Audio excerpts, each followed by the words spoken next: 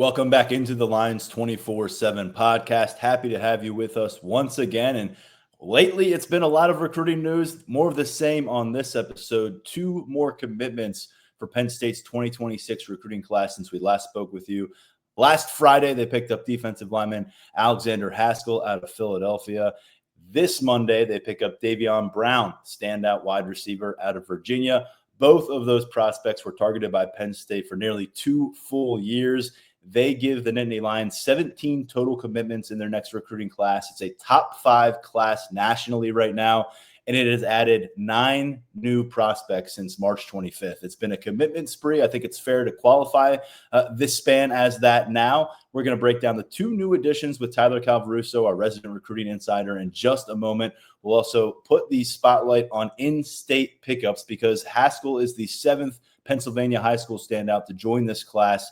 Who else are the Nittany Lions targeting from the home state to finish things off? And additionally, who else nationally, regionally are the Nittany Lions looking at, and where things might be trending for the next couple pickups for this recruiting class as it makes a push toward 20 total pledges. Without further ado, let's bring in Tyler Calvaruso with plenty to discuss. And Tyler, we teased the Alexander Haskell commitment last time you were on. Ultimately, he did pick Penn State. We're going to circle back to that one in just a few minutes, but let's go with the latest pickup for this class. That is Davion Brown, top 24/7 recruit out of Virginia, and he is a long targeted prospect for Penn State on their 2026 board. Big, splashy addition at a position that we're all hyper-focused in on. Let's begin the recruitment of Davion Brown and how Penn State put itself in the driver's seat in May 2025. It's one of the biggest recruiting wins of the cycle for Penn State, in all honesty. You just look at the position of need, the caliber of the player, and the work the Penn State staff had to put in to get this one done. It's definitely one of the biggest recruiting wins of the cycle to date. And, to be completely honest, there was a time where it looked like Penn State was going to have to make up a little bit of ground here. There were instances where it looked like the official visit would be the time for the Nittany Lions to come from behind, make that play. But Penn State got Brown back to campus just before the end of spring practice, and that wound up being pivotal. That time back around the staff, that time seeing the offense in action again.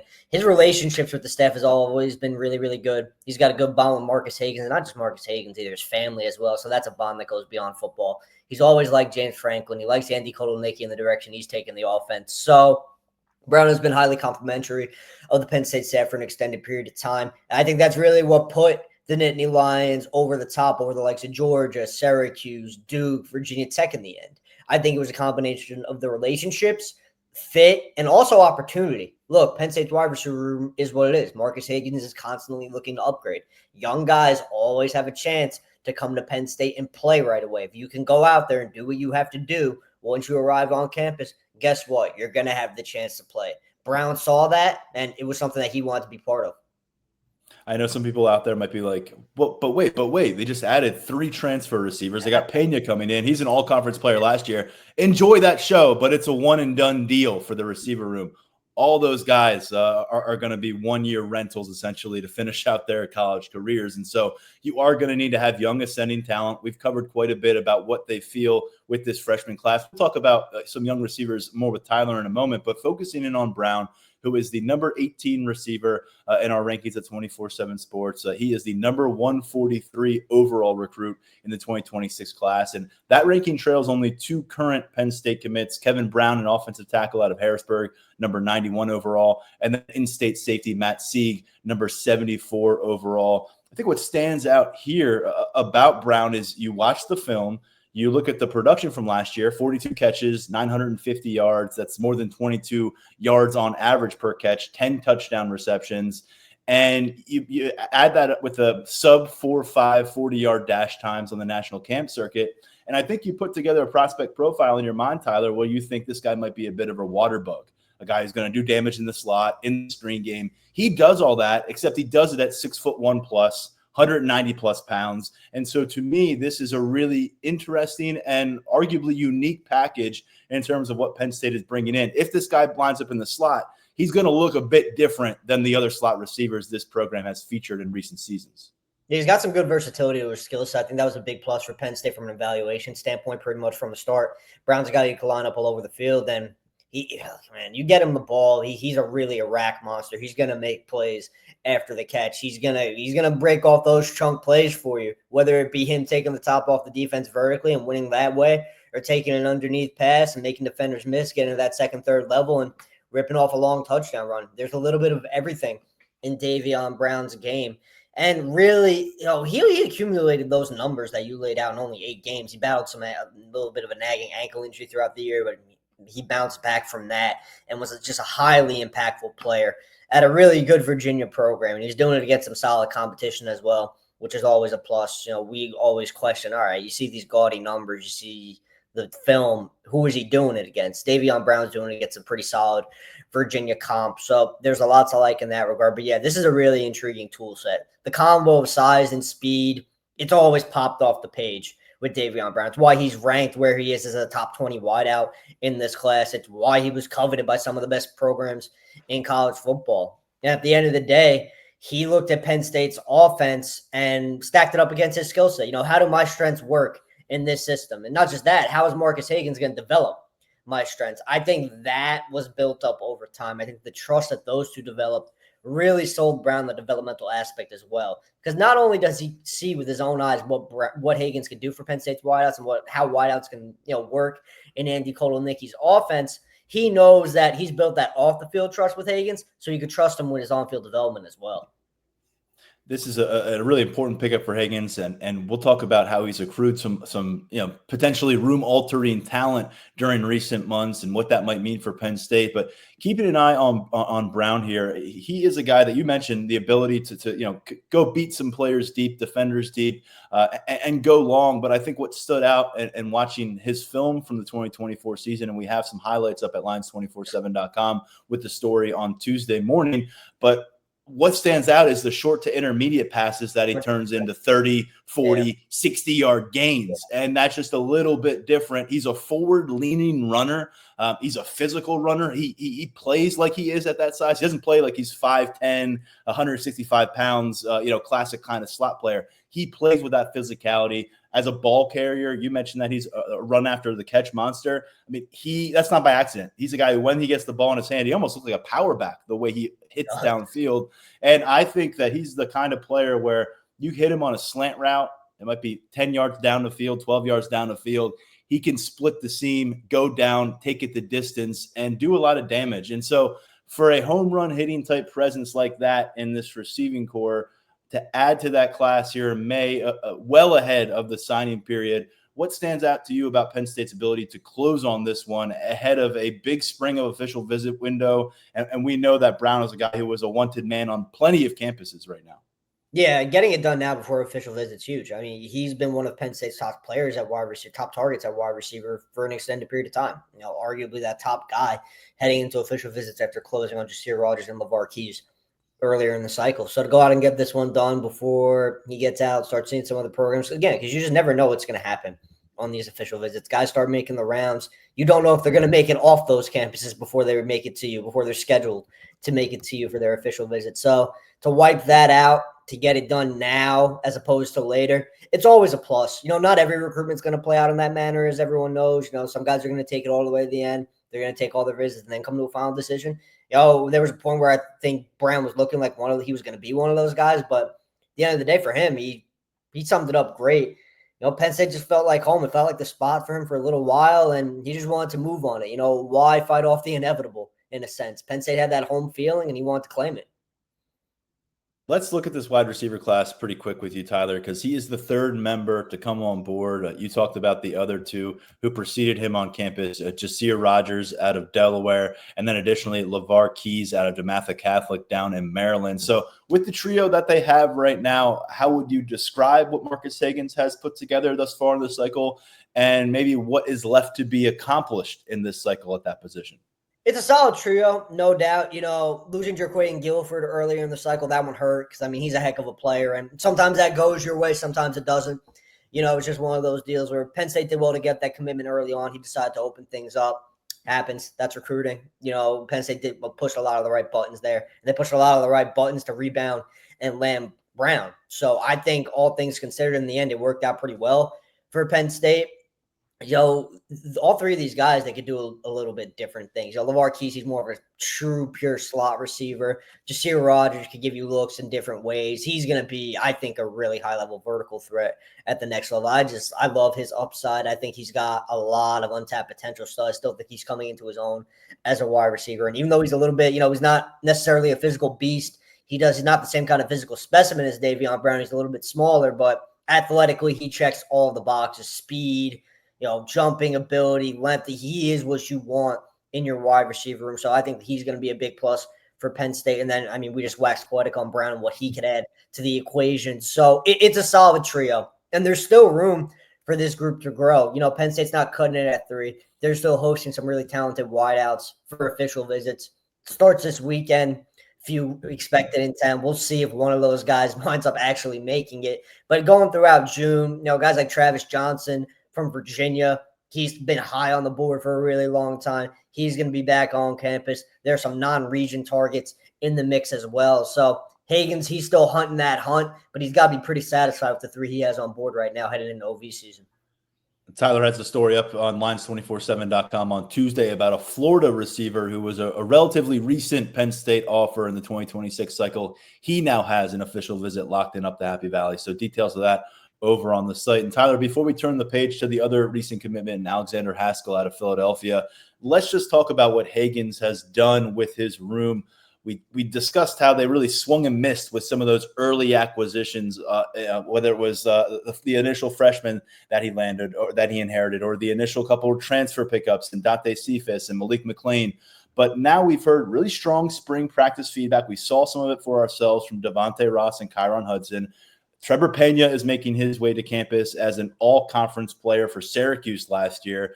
And then there is this cluster of young receiving talent. I'm going to put Peter Gonzalez, Josiah Brown, and Tyser Denmark in that conversation because they're redshirt freshmen. Gonzalez coming off an injury, but Denmark's really the ascending figure in that group of second-year players. But it's the freshmen who really caught our attention as well this spring. Whether it was the way that we saw him finish, Lyric Samuel finish off blue-white game, whether it was Kobe Howard coming up from Florida, impressing in winter workouts, and then sustaining that through spring practices. It feels like, Tyler, that right now on campus, there's at least 5, 6, maybe even 7 receivers that we haven't seen do much in a Nittany Lions uniform in game action that could very well take a big step and be an impact player in the top 2 deep or as a starter this year. And then you've got this 2026 class stacked up on top of it. Where are you in evaluating Marcus Hagans' ability to get talent to campus and develop it? I know the second part of that question is going to be a little bit more answerable come November, December of 2025. Yeah, from a talent acquisition perspective, he's I would say Marcus Hagans has bounced back really nicely from, I'm sure our listeners and you will recall, there was a stretch last summer where there were some misses and people were frustrated. And I mean the fans really. A lot of people were really frustrated about the way wide receiver recruiting was playing out at that juncture. And you go on social media and there were a lot of people calling for Hagans' head, if we're being completely honest about what was going on back then. I think he's rebounded really nicely from that. I think it started with flipping Matthew Outen late last cycle. I believe that was around Labor Day that he pulled that up. I think that kind of rectified a lot of the wrongs that some people have felt that played out during last summer in terms of the recruiting misses. So getting out and back in the mix, that was big. I think he's done a good job this cycle as well. Again, I touched on Jerquaden Guilford. I don't really fault Marcus Hagans for what played out there.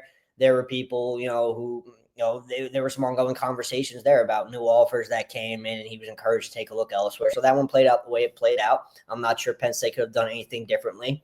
I think early in the cycle, he ID'd Jasir Rogers and LeVar Kesey as 2 of his top targets and moved pretty quickly to close on them. And the portal stuff, I think he's been pretty successful this offseason. Trevor Pena wasn't an easy recruitment to win, given some of the programs involved, and he did that. And I think he did well during the winter window as well. And Davion Brown might be one of his best works since arriving at Penn State. Because, again, it wasn't a spot where Penn State led the entire way and there was never any wavering. It was only a matter of time.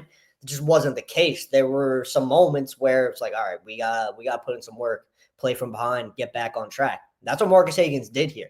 He leveraged a really strong relationship into a big-time recruiting win. So, again, the on-field results are going to tell the real story of all of this. I could sit here and talk about what I think about his recent recruiting wins, they're encouraging, no doubt. But at the end of the day, Marcus Hayden's going to be judged by what plays out on the field this upcoming season. And we're going to have to wait and see. Really, I always hate saying wait and see because it feels like a cop-out answer. But, I mean, really, we can't make a judgment until the season starts and the guys are out there. What more can you say? I mean, the last time we saw Penn State play 60 minutes of live-action football didn't involve a receiver catching a pass. So that's just where we are in the conversation. It's very much fair for you to say that. Don't feel bad about it. But I think it's also fair for us to note that Marcus Higgins is accruing maybe a different profile of prospect lately, whether it's guys who have accomplished things at the college level already with some of these transfers or players making the jump from the high school level. Time will tell, and he's got to develop them now. It's one thing to get them to campus, to make them that pitch. Now they're in your building, they're in your room. What do you do now? And that's the big question.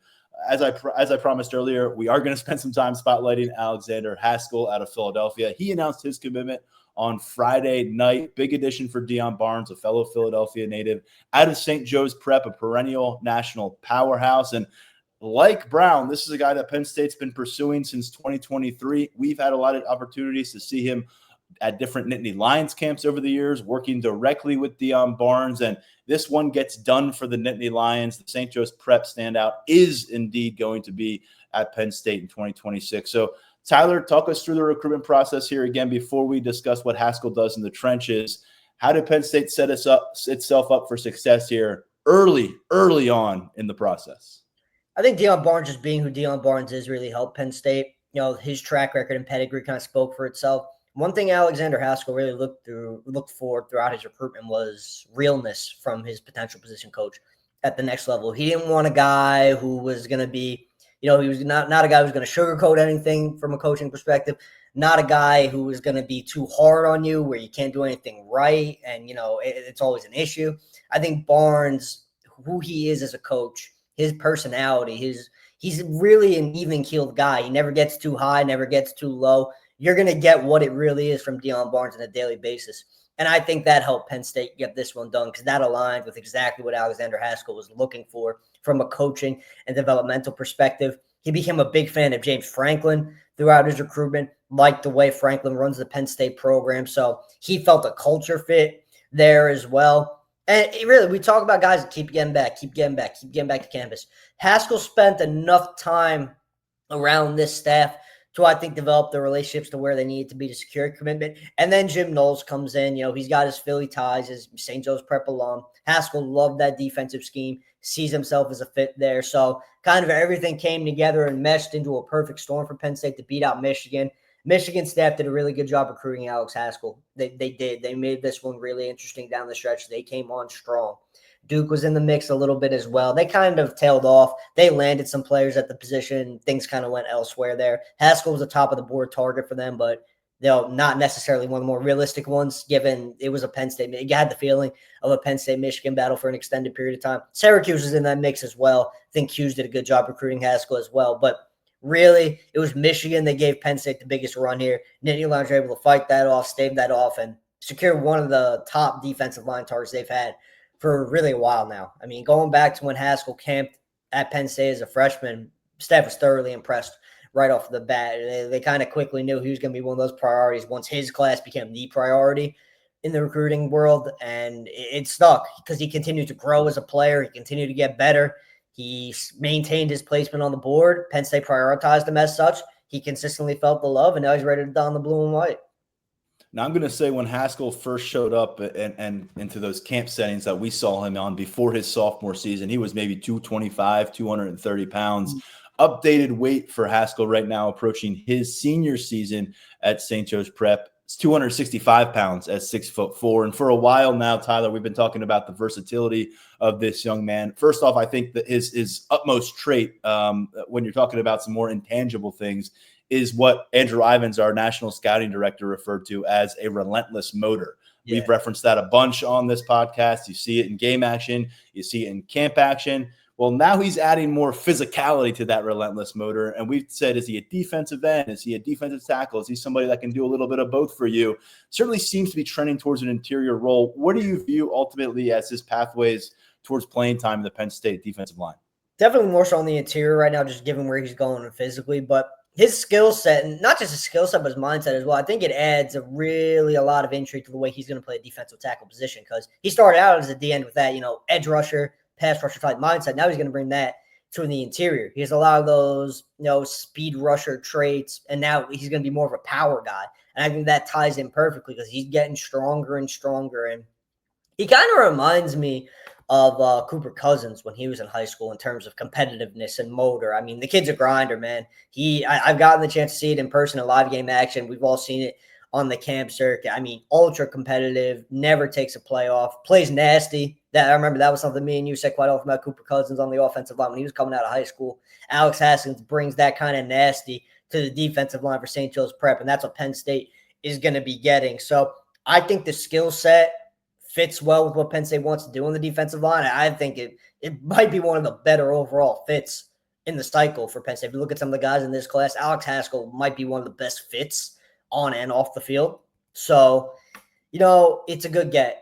It really is a good get. It's one of those gets where you look back later on in the cycle and you look back on what it took to land Alex Haskell. You're really, really happy with what you're able to pull off, because I think the arrow is pointing up. I think he's only continue to get better, especially from a physical standpoint. I mean, he's put on 30-plus pounds of really good weight, and he has a frame to carry a lot more than that.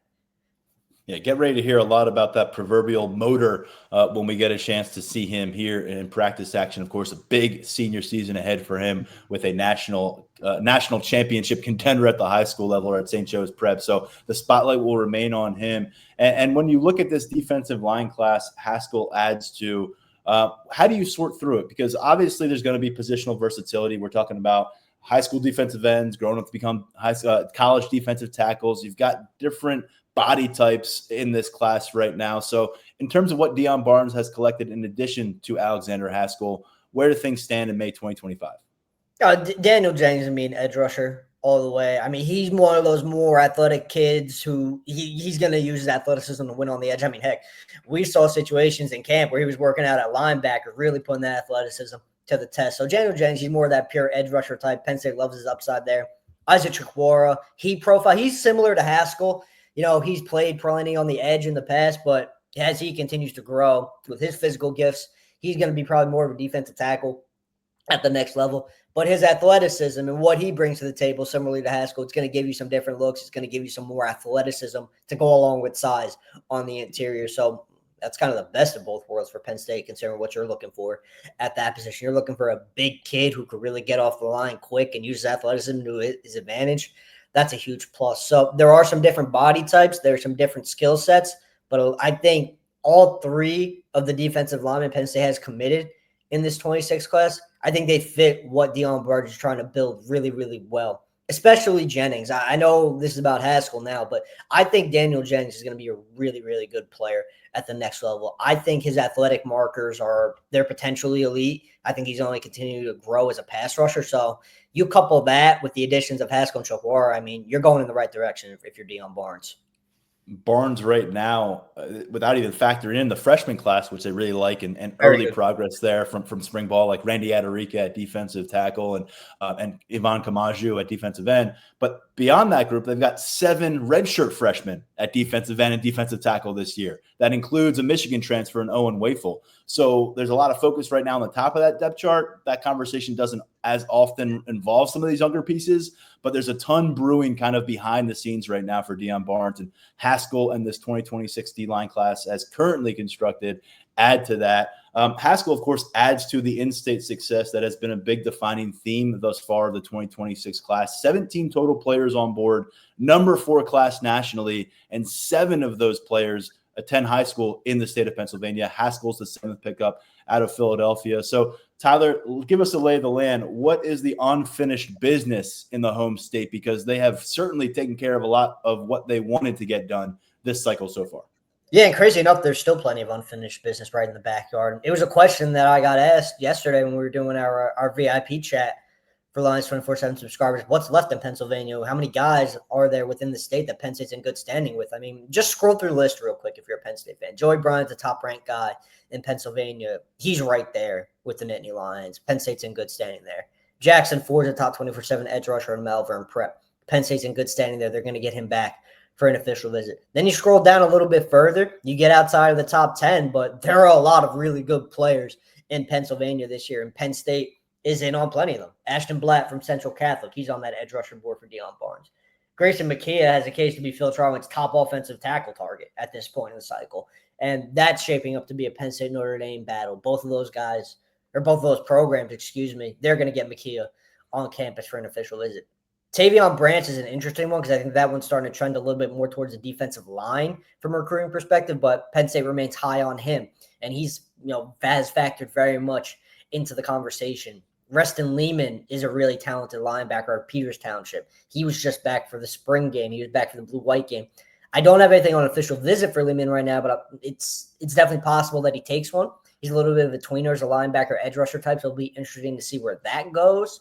And you go down even further, a guy like Anthony Charles, a high upside edge rusher out of South Fayette. Penn State in good standing there. They've got an official visit with Anthony Charles for June 20th through 22nd. That's the final OV weekend before the dead period. I'm very interested to see if that gets moved up. I'm interested to see if Penn State pushes to get him on campus before then. Right now, it's June 20th through 22nd. It still stands, but movement there would not surprise me. So I just rattled off a bunch of guys. And I think that answers the question pretty well because it is May 13th. Official visit, the Penn State's first big official visit weekend is 3 days away.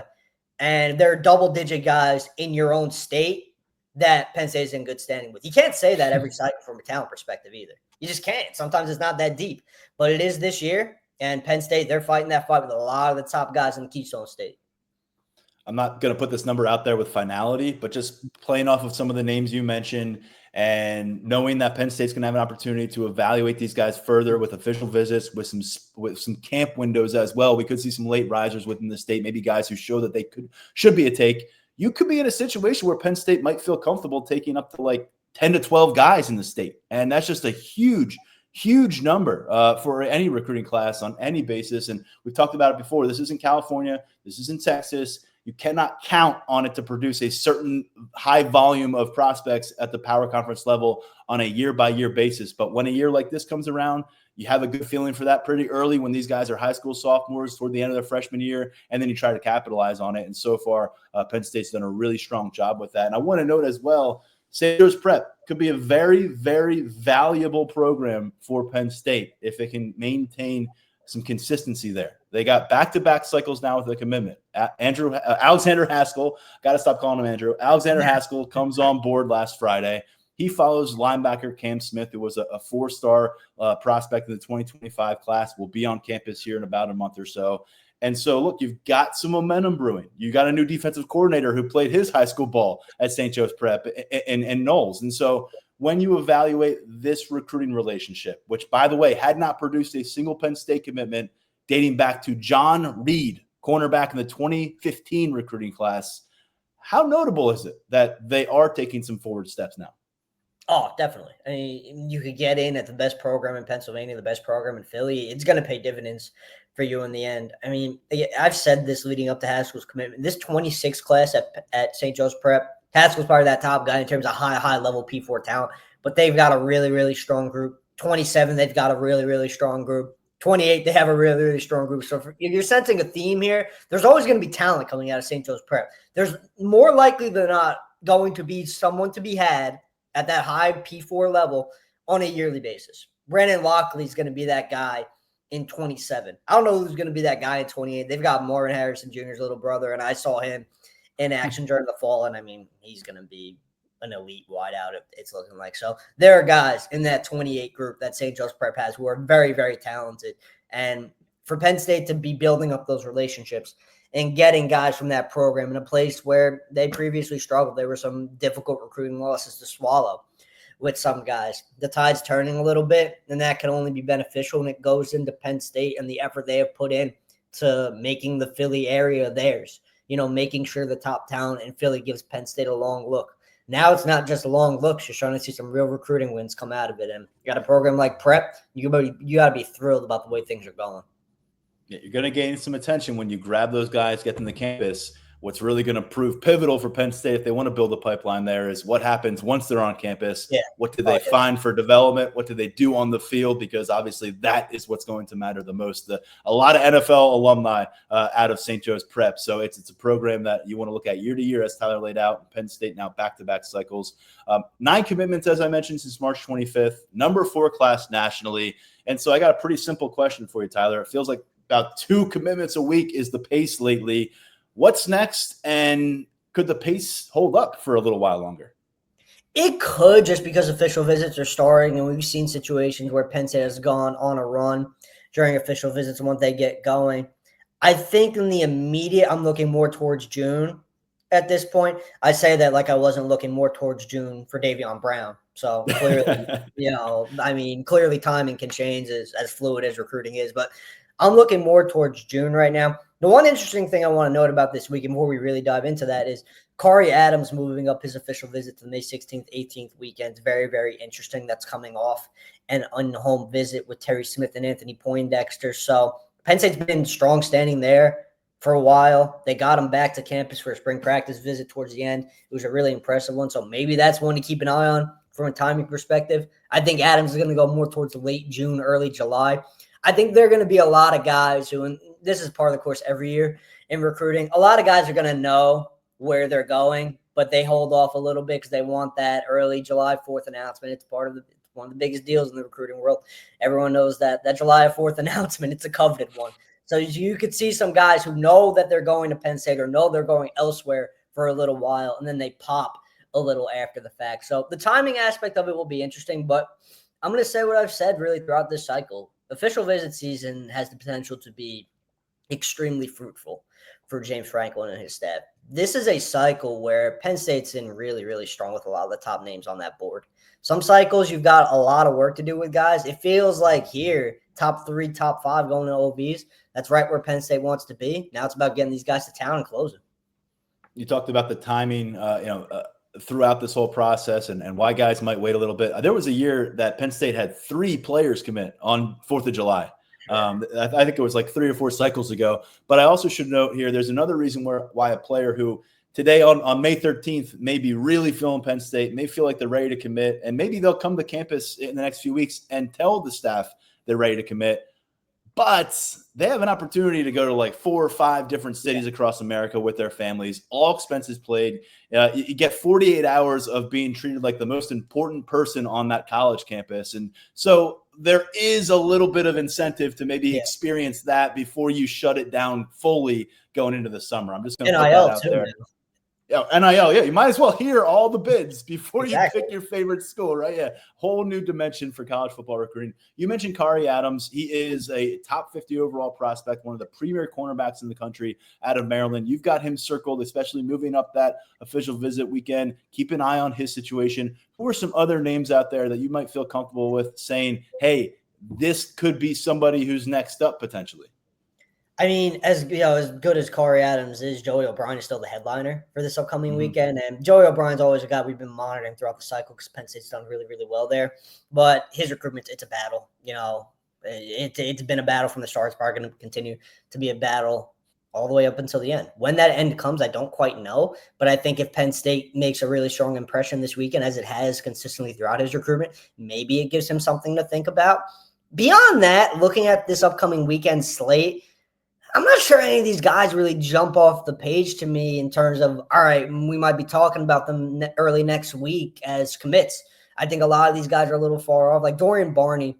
Dorian Barney is very interesting as well because Penn State did well with him during his spring practice visit. I think they really, really moved up the list. He got that OV locked in for this upcoming weekend. Now he's going to be back on campus. Maybe Terry Smith can make something shake up there. Wouldn't really shock me, but I think he's going to take things a little bit further than that. I think he's going to continue to vet his options. I mean,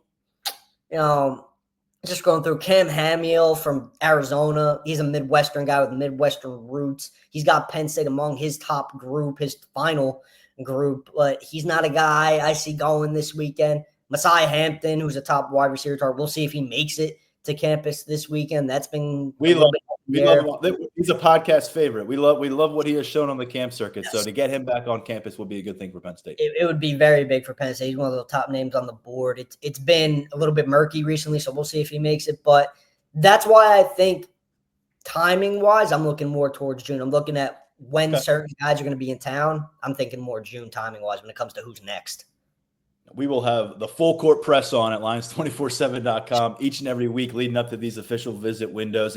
And hopefully you all have checked out our coverage in past summers and these June and May periods, because Tyler Calvaruso hits it out of the park, and we get a ton of supportive coverage as well from Brian Doan, Alan True, and our 24/7 Sports Recruiting Network. Just to circle back on a couple of those names that you mentioned there for people who maybe aren't extremely focused in on recruiting day-to-day, Dorian Barney is a defensive back out of Georgia. He's a top 200 overall prospect coming up to campus. And then Joey O'Brien is a name we've bounced around quite a bit here on the podcast because he is the top overall player in the state of Pennsylvania. He's a top 50 recruit nationally in the 2026 cycle. And he attends the same high school, LaSalle College, that produced Abdul Carter just a few years back, the number 3 overall pick in the NFL draft.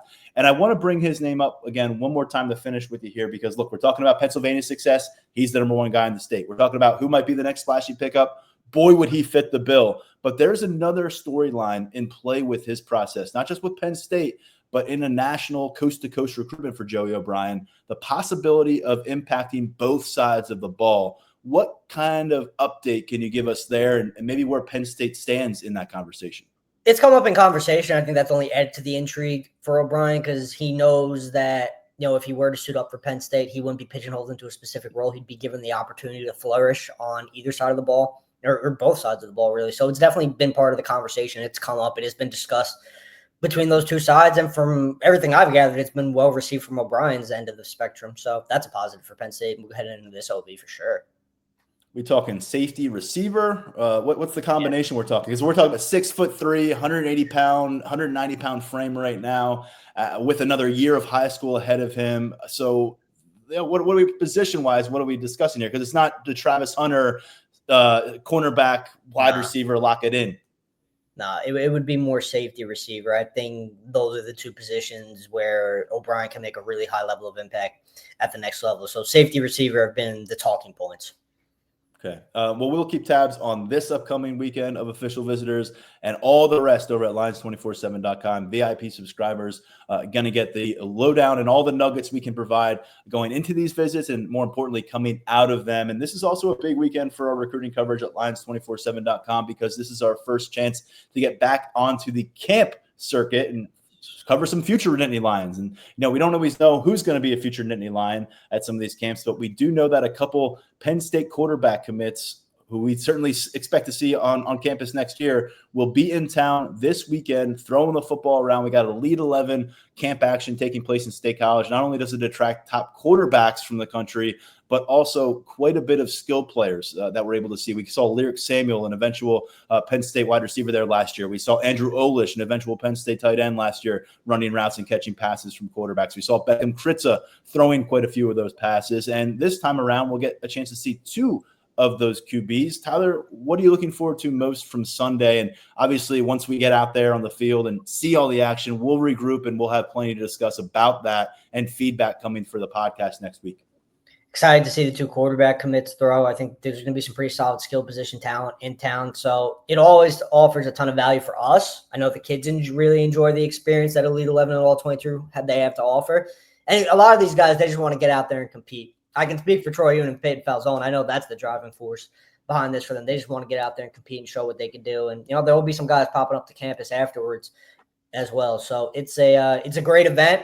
It's right in Penn State's backyard. That's something the staff loves. It's something they can't control, but it's something they love. Ever since it has returned to State College, it has presented a fresh opportunity for the staff to get some guys back on campus for a little bit of a quick visit afterwards if they choose to do so.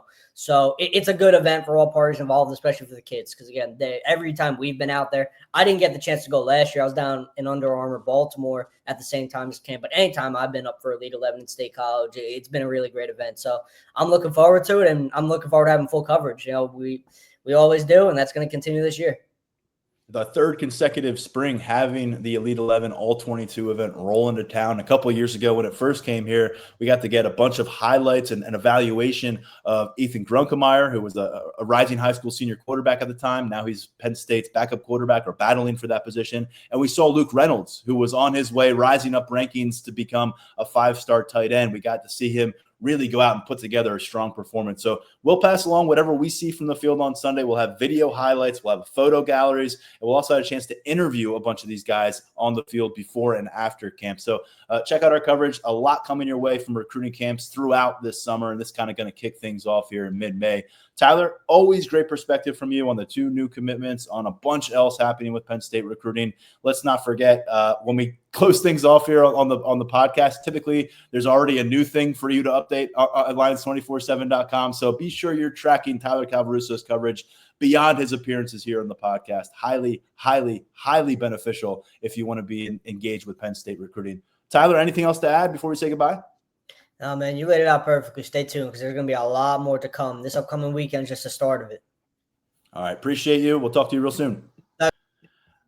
That's going to do it for this episode of the Lions 24/7 podcast. Tyler Calvarusso, Daniel Gallen, Mark Brennan, Grace Brennan, and myself have plenty going on over at Lions247.com. We have a lot coming off of these commitments regarding the 2026 class and plenty coming from spring ball as well still as we go through our notes and we start to roll things forward, look ahead toward training camp. We've got a Q&A up with offensive coordinator Andy Kodolnicki on Monday, and a lot happening here in Happy Valley. So stay with us at Lions247.com. Look forward to our next episode of this podcast. For now, stepping aside, I'm Tyler Donahue. This has been the Lions 24/7 podcast.